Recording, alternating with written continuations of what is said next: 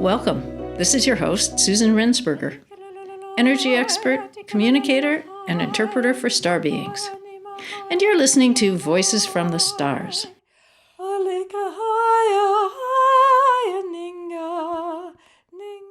Hi, everyone. Thank you for joining us.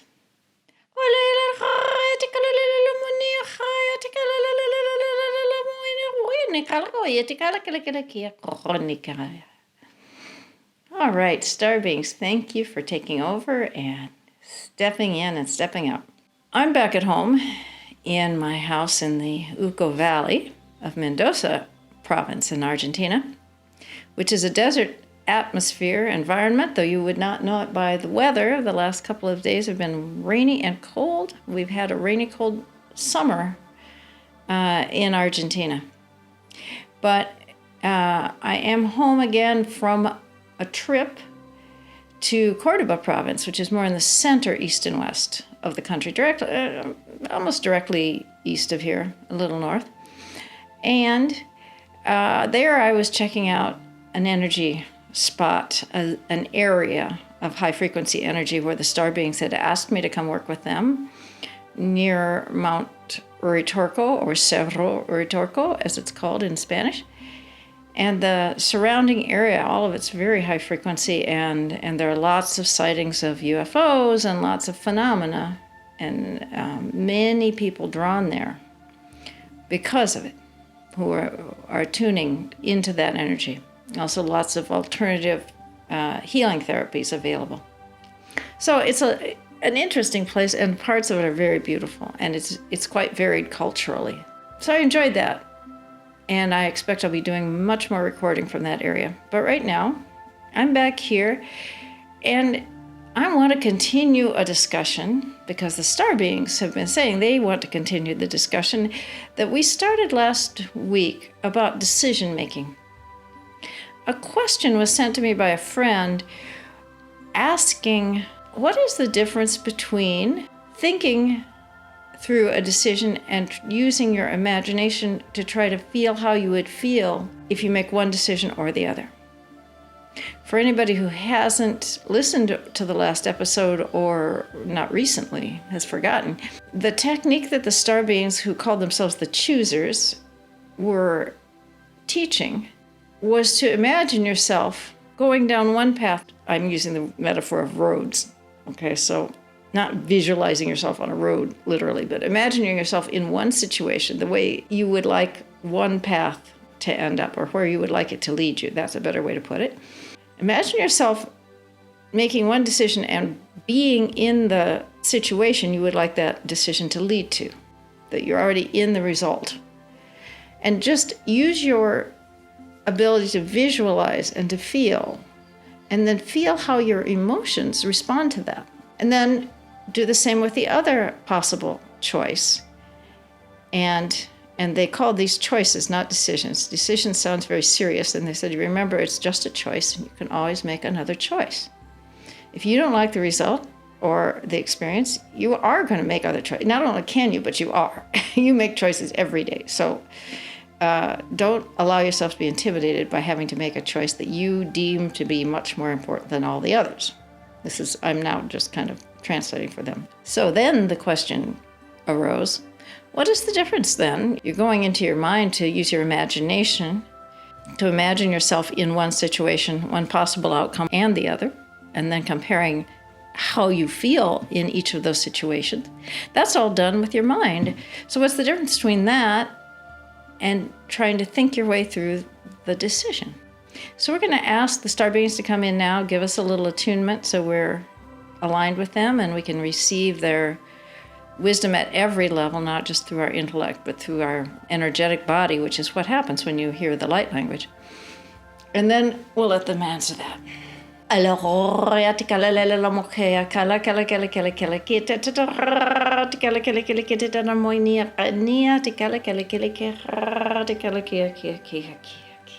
They said they're kind of lifting off the helmet of resistance that most of us carry most of the time around our heads. It's an energetic, kind of hard, like energetic helmet, really.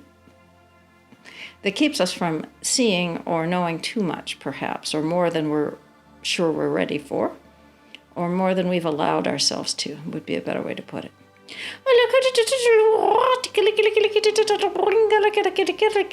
And now they're working on the third eye and the throat. Kind of going down through the chakra system. Clearing the flow. They said they're opening the flow of energy. You could all take a deep breath and blow it out. Do that a couple times, and that helps the flow. Just helps allow the flow through your body.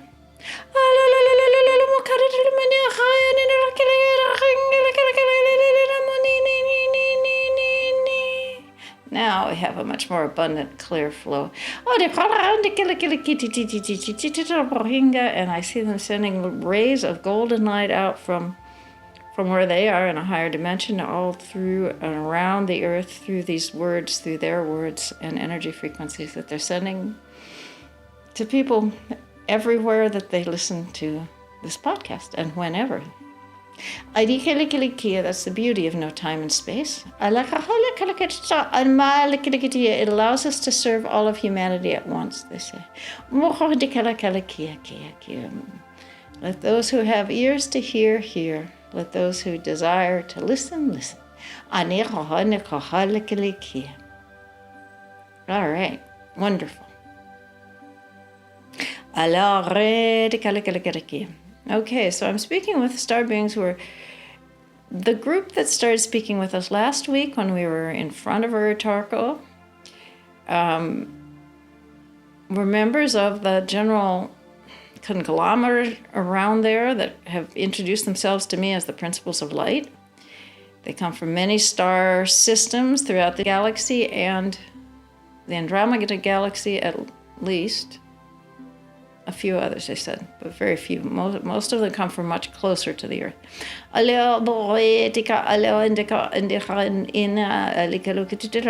Those of us most affected by the energy frequencies dominant upon this planet are the ones who have come to help raise those frequencies. I suppose that's true. It's kind of like getting your automobile inspected to see if it's polluting too much, and then getting it fixed so it doesn't. These are the energetic mechanics, I guess we could say, except there are a lot more than that. All right, so the question about the difference between using your imagination to feel your way, imagine your way, visualize your way into the result of a decision or a choice A and choice B, and just thinking about it. What is the difference?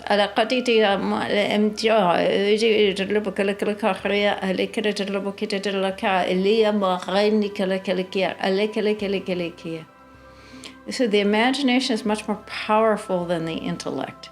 The intellect is the analyzer, the computer part of the brain that you use to tick off boxes, to make lists, to contrast and compare through thought. The analyzer, or the intellect, uses thought.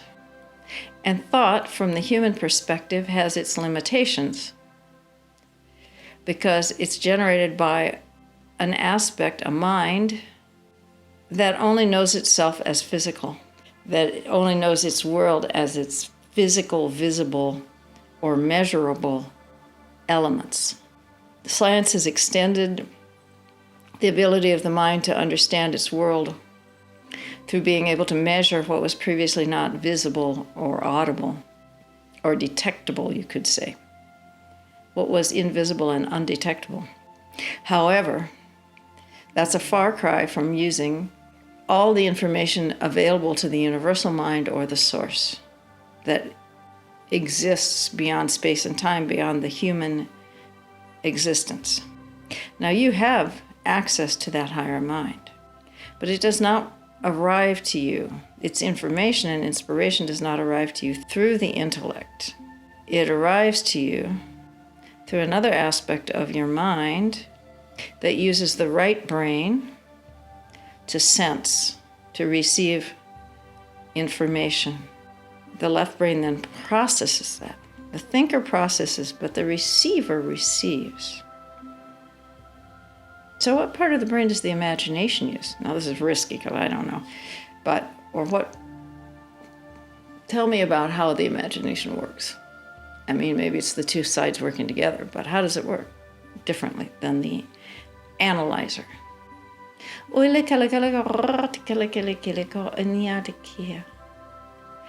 imagination uses your non-physical senses. Your ability to see with your inner eye. What is your imagination? It's your inner eye, your inner ears, your inner ability to sense physically, tactily, what is not present physically. You use this so often that you're totally unconscious most of the time that you're using it. A memory, what is a memory? Memory can be based on thought, can be expressed through thought. But the memory of an experience itself is not a thought about that experience. It is feeling the way you felt in that experience, emotionally, physically, smelling, tasting, seeing and hearing what you experienced. When you fully enter a memory, you're not thinking about the experience, you're re-experiencing it. And your body, as most of you already know now, your body interprets what you're experiencing with your inner senses as the same as an outer experience. Your body responds the same. This is why you can use that ability to also imagine yourself in a future situation and see how your body feels. Okay, so what's the connection between the body and the emotions? Because what we want to know is, are we going to be happy in that situation? Are we going to feel joy? Are we going to feel freedom, excitement? I don't know. Many positive emotions we enjoy, so we call them positive. Arikaya kaya kaya kaya la monia. Ori kelekete no mania orende kelekele korea kelekele kaya kelekele kaya kelekele mokia. Ale.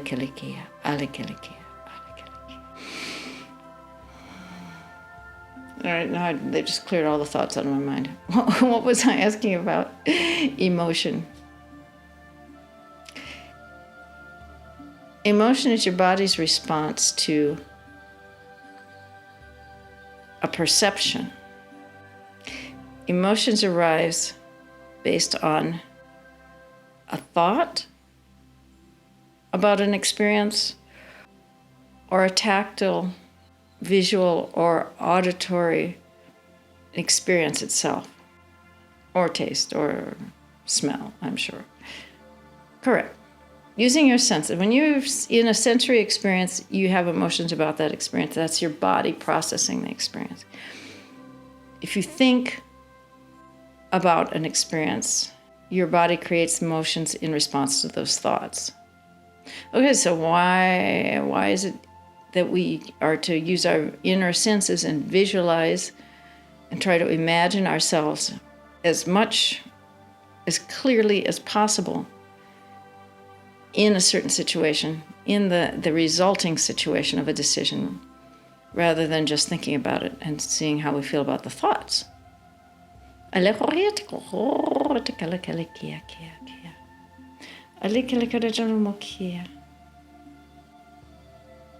Thoughts get confusing. Thoughts get confused because you don't know which thought to give more importance to. That's when you're trying to make a hard decision, it's hard for you because you're not sure which to value more. What you call your pros and cons, each choice has a certain attributes, you could say, or anticipated results that would be positive in their own way. That's why it's even a possible choice. If it were clear, you wouldn't be dithering over it or agonizing over it. So what you're trying to do is find the most positive of two possibly positive, or avoiding the most painful of two possibly painful decisions. Either way, when you think about it, your mind proposes one idea and then it proposes another, and it goes back and forth, and it can always think of an infinite number of possibilities, fears, possible outcomes, because thinking those thoughts is its job. When you stop the thought process and instead lower your attention to your heart, put your attention down on your heart, this helps calm the mind, tranquilize the mind. Just feel love for yourself or someone else if you can do that. When you put your attention on your heart, you can picture it opening and light coming through if that works for you. You can place yourself, your inner child there. You can place anyone else there that you love. You can place the source itself there if you want. Whatever ignites love in your heart. That is the best way to stop your mental activity or slow it down. And then what you do is use your imagination, which is not the analyzer, but simply the inner senses to create. Use your inner senses to create the image, the sound, the feeling. Use every sense you can as clearly as you can. And what are we supposed to imagine? The beginning of the process or some ultimate outcome? What would be your desired outcome for each choice? Clearly, you must have something in mind that you want. That's why you're considering it, making a choice, making a change. Choices are often about change, and those are the ones that are most frightening to human beings. So let's say you're considering a change in your life. What would be your hope? What would be your hoped for result? That's the best way to put that. What would be your hoped for result? What result are you hoping for from each option? That's what you want to visualize. Okay, suppose I did get that job and I did make X dollars or whatever your currency is per year. And suppose I did find that house or that perfect partner or whatever. Or suppose instead of choosing the partner, I chose to leave for the job. There are many, many, many infinite situations you could set up for yourself, and you have set up for yourself. You get yourself in these situations, and then you don't know which to go, and it scares you. And then fear closes down your energy field. This is the thing that is most important always to remember. Fear, great. Fear is your worst enemy. That, I don't know, that doesn't seem very comforting. It's like, because the idea of having an enemy causes more fear. What we mean to say is, fear will not help you out of this situation. You've created the fear by convincing yourself that only one option is doable or one is far preferable to the other. And you're afraid of making the wrong choice. If you weren't afraid of making the wrong choice, you wouldn't even be asking about how to make it. You would just automatically make it. Yeah, that's true. So you use your imagination, and then you see, once you've imagined yourself in the hoped for outcome, then see how you feel emotionally. With what emotions does your body respond to being in that situation? This is a very long explanation for how to do a simple exercise. Just picture yourself there. Picture it using all your inner physical senses, and then picture how you feel emotionally. Observe how you feel emotionally. Don't try to make the body feel one thing or another. Don't assume that you know how you would feel in that situation. Explore. You are great explorers. You are explorers of the physical world as non-physical beings. It's all a great and brave adventure that you have undertaken. And you've undertaken it voluntarily, and we salute you for it, because we know that sometimes it's frightening. From your vantage point, it's easy to not see the truth, to lose your way, or to feel that you've lost your way, even though you haven't.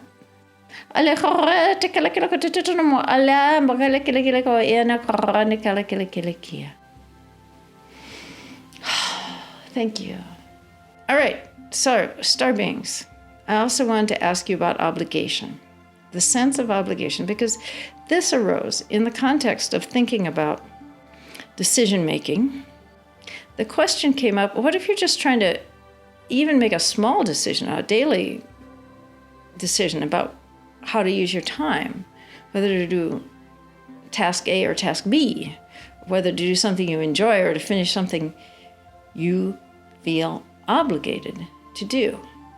What is obligation? Is it real? Is it something we've just created for ourselves? And I think that's very important to know, because so often that's part of what makes the decision difficult for us. We feel obligated to do one thing, but maybe we feel that we would enjoy something else. Tell us how to look at obligation, what it is, what to do about it, whether it's real. We think that is an excellent question. A big subject, actually, but we will try to be brief. So what is obligation? Obligation is a thought system that human beings have created surrounding the idea of an activity. It's not the idea of doing the activity itself, it's a belief about what it means to do that activity. One has promised. Very often that is what creates an obligation. One has promised. One has chosen a responsibility, whether it's having children or accepting a role in an organization, a job, or a relationship. All of these are things we take on voluntarily. We, meaning beings who enter their human form. Even in the higher dimensions, we take on certain roles and responsibilities voluntarily. We are here to help humanity. And it is a big responsibility, and we feel it. So do you feel obligated then? Obligation is not the same as responsibility. Oh, well, what's the difference? Obligation is when you feel that a responsibility is heavy, when it's a burden.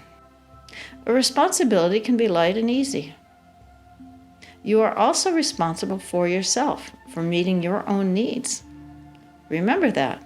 Your needs are the needs of your inner child. Your needs are the needs of your higher self while in human form. They are sacred.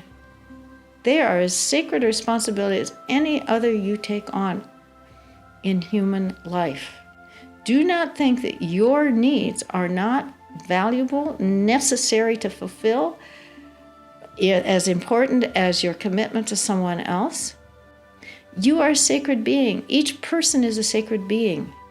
Each person has certain basic needs for love and kindness and compassion and growth and ease and play and fun, material sufficiency and prosperity and abundance even. Each one has their own comfort level at which they're happy to live and the degree of material wealth that they feel necessary. And that's just fine. Some don't have that, others do. But always remember, no one else has been put in charge of taking care of you. When you were small, you had human help from your parents, we hope. Someone, somewhere along the line, helped you, even if they didn't do as good a job as you wanted them to do, you needed them to do, and they were supposed to do, they had promised to do, implicitly by taking the responsibility of taking care of you. However, if they hadn't done anything at all, you probably would not have survived. If not your parents, somebody did something for you as a child that helped you survive childhood, even if your childhood was traumatic. So now,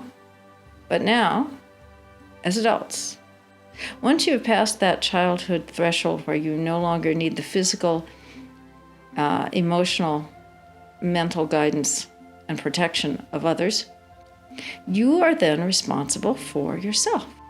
You are then responsible to seek your sustenance from within, your emotional sustenance, and use that inner connection to also support the arrival in your life, the appearance in your life of every material thing that you need. Sustenance, nourishment.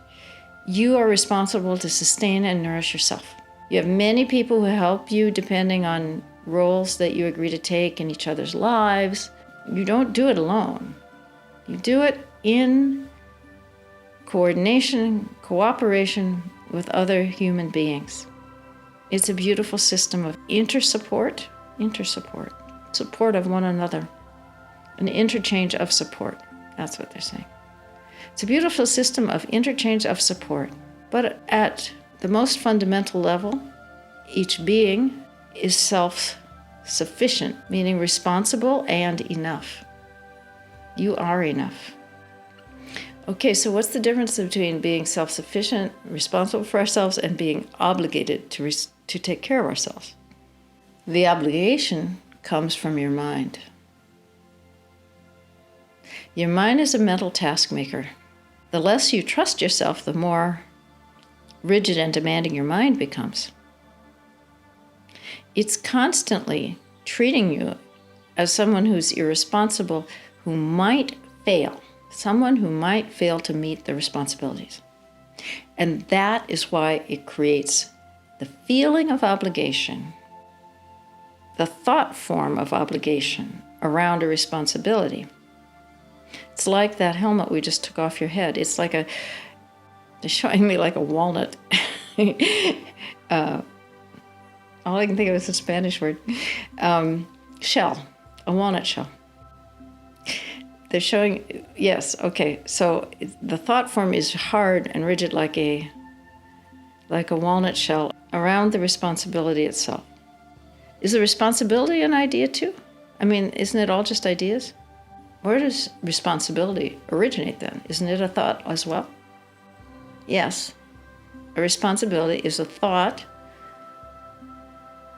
about what is important to you to do in order to meet your needs or the needs of others that you choose voluntarily to assist. As we said, everyone is interdependent. There is a constant interchange of support taking place. So, human beings generously choose to help others and ideally also choose to receive without guilt or feeling obligated to be not just self-sufficient but isolated. You are not self-sufficient in isolation. The process of taking care of yourself and meeting your needs includes receiving help, seeking help where you need it, seeking support, interchanging support. So you enter into these situations, you choose this responsibility, you choose that. And if you choose so many responsibilities you can't do them all, get yourself in a pickle, as you would say.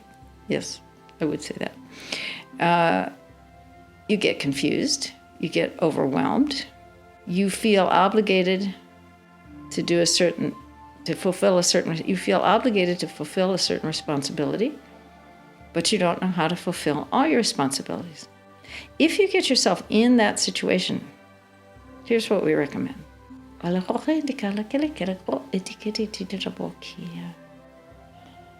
Think about your responsibilities that you're trying to balance, let's say, or complete, one by one. Release the idea that you are obligated. Know that responsibility doesn't have to be heavy. Responsibilities can be carried out bit by bit as the opportunity arises. When you let things flow, all the responsibilities are fulfilled naturally. When you don't block your energy flow with self-judgment, which is what obligation is, it's a way of using self-judgment to threaten you with pain if you don't complete a certain responsibility in a certain time frame or whatever the demand is. And sometimes those demands are needs of others. If you have children, there's a certain time frame when they need to eat, or they need to be washed, or they need to be put to bed. Those are real. But if you need more help, then you need to see what you can do to find it. You need to not be afraid that you won't fulfill your responsibilities, because you will. You are a naturally responsible being. So relax. Allow the energy to flow. and allow yourself to fulfill your responsibilities. And if you find a conflict between fulfilling a responsibility and doing something else that you would like to do for yourself that you would enjoy but is not an actual responsibility, then what? Then what do we do? Sometimes what you're choosing when you choose the obligation is you're choosing not to feel the pain that you would feel if you judged yourself or feared that you would never finish that project. You're fearing the result of infinite procrastination. What we are suggesting that you do is release or dissolve the sense of obligation. To do that, you may need to visualize white light filling and surrounding it. If you're listening to this podcast, you've probably done some visualization before. Use whatever tool you have at your disposal to transmute that thought of obligation, that belief that you are obligated, and just know that you are a naturally responsible being and that the responsibilities that are most urgent and important will rise to the top and you will complete them all with time. Thank you. I think that's enough for today. That is lots to take in. So, I'm just going to thank the choosers, the star beings who have been with us today, teaching us about using our minds to make decisions and how to handle responsibility without feeling burdened by obligation. Thank you so much. Those are important topics. And thank every one of you who listens to this throughout time and space, wherever and whenever you are. We're delighted to speak to you. We're delighted to speak to you, they're saying. Little star being humor. Light as in with capital L. Like delight. And I'm delighted to be here. This is Susan Rensberger speaking to you from my home in the beautiful Uco Valley of Mendoza, Argentina, sending love and light and blessings to each of you. Until next time. Thank you for listening. To hear more from the star beings, plus interviews with other communicators and tips for connecting with your own inner voice, please subscribe to this podcast. And if you appreciate the energy and information you've received, please review and rate this podcast. It's very important to us. And even more importantly, please share it with your friends. Thank you.